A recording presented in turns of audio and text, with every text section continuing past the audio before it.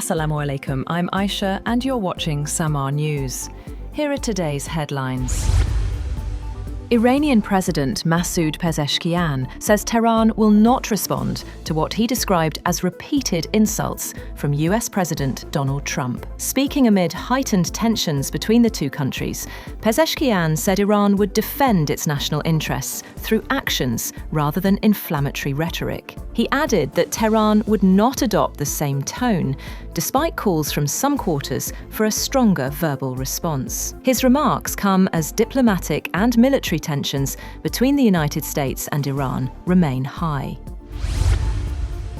The United States and Iran exchanged fresh military strikes for a second straight day on Thursday, escalating tensions across the Gulf after Washington targeted around 90 Iranian military sites and Tehran retaliated with missile and drone attacks on US-linked bases in Kuwait and Bahrain. The US said the strikes targeted air defense systems, missile and drone sites, naval assets, and military infrastructure following alleged Iranian attacks on commercial vessels in the Strait of Hormuz. President Donald Trump described the operation as retaliation and warned of stronger action if shipping attacks continue. Iranian media reported explosions across several southern cities, while authorities said at least 3 people were killed near Avaz. The Islamic Revolutionary Guard Corps said its attacks on US military facilities in Kuwait and Bahrain marked the first phase of a punitive response, warning of further retaliation if US strikes continue. Iran's top negotiator and parliament speaker Mohammad Bakir Kalibaf warned the United States that any further military action would be met with retaliation, declaring, "If you strike, you'll get hit." In a post on X, Kalibaf said the Strait of Hormuz would reopen only under Iranian arrangements, rejecting what he described as US threats. His remarks came after fresh US strikes on Iran and renewed attacks targeting American interests in the Gulf. The exchange has cast doubt on efforts to turn the recently signed Memorandum of Understanding into a lasting peace agreement, with US President Donald Trump saying he believes the deal is over. Iran says US military strikes over the past 48 hours have killed 14 people and injured 78 others across 5 provinces. According to Iran's health ministry, the attacks took place during 2 consecutive days of military operations, further escalating tensions between Tehran and Washington. Officials have not released a province-wise breakdown of the casualties or identified the victims. Iran accuses NATO Secretary-General Mark Rutte of admitting Europe's willful complicity in the US-Israeli military campaign, saying countries that provided logistical support and military infrastructure share responsibility for the conflict. Foreign Ministry spokesperson Esmail Baghaei said nations that allowed their territory and bases to be used cannot evade responsibility for what Tehran called an unlawful war of aggression. The remarks came after Rutte defended recent US strikes on Iran as absolutely necessary and said thousands of US military aircraft had operated from European bases during the conflict. President Donald Trump has said that he does not expect a full-scale conflict with Iran, despite recent military exchanges. Speaking after the NATO summit, Trump said any further escalation would be brief and claimed it would ultimately improve regional security and oil supplies. He also repeated his claim that he is Iran's #1 assassination target.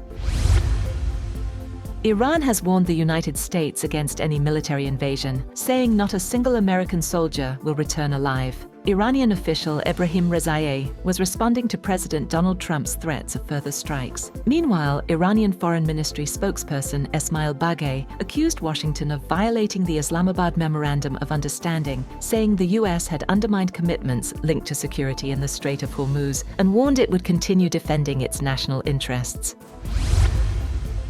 Pakistan has urged the United States and Iran to honor their commitments under the Islamabad Memorandum of Understanding as tensions in the Middle East rise. The Foreign Office called for restraint, dialogue and diplomacy, saying renewed conflict would serve no one's interests. Islamabad also reaffirmed its readiness to continue playing a mediating role between Washington and Tehran.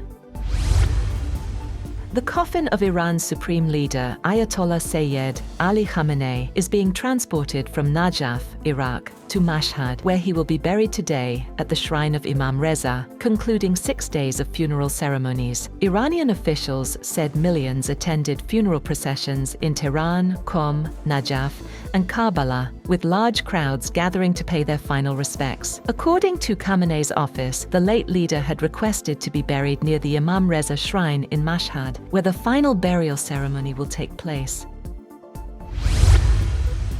United Nations Secretary-General Antonio Guterres has praised Pakistan's efforts to promote regional and global peace during a meeting with Interior Minister Mohsin Naqvi at the UN headquarters in New York. The two leaders discussed the regional security situation, Pakistan's mediation efforts in West Asia, and the country's long-standing contribution to UN peacekeeping missions. Naqvi reaffirmed Pakistan's commitment to promoting peace, stability, and dialogue, despite ongoing regional challenges.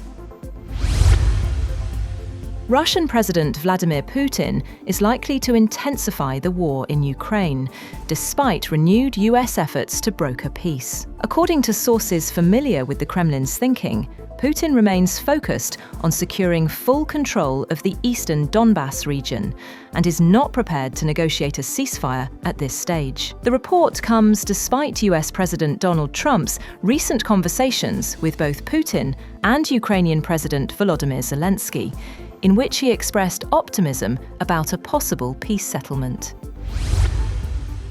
President Donald Trump has said that the United States will grant Ukraine a license to manufacture Patriot missiles. Meeting President Volodymyr Zelensky at the NATO summit, Trump described the Patriot as a defensive weapon and said Washington could pressure manufacturers to increase production. Zelensky has repeatedly sought more Patriot systems to counter Russian missile attacks.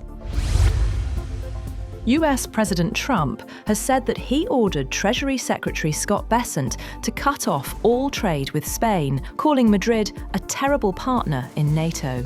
Speaking alongside NATO Secretary-General Mark Rutte at the start of the summit in Ankara, Trump said he wanted no business with Spain. He told Rutte that Spain doesn't agree to anything and should not be carried by the rest of the alliance. Meanwhile, the Spanish Prime Minister's office said Madrid was taking Trump's comments calmly and treating them as business as usual. The statement said Spain had no intention of changing its excellent social, cultural, and economic relationship with the United States.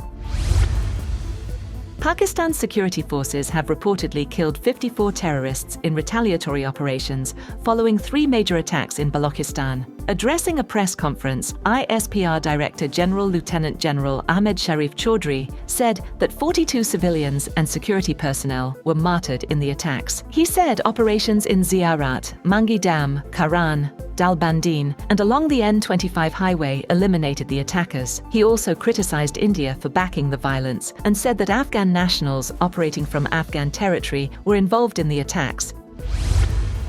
That's all for now. For more updates, visit www.samaa.tv. Thank you for watching SAMAA News.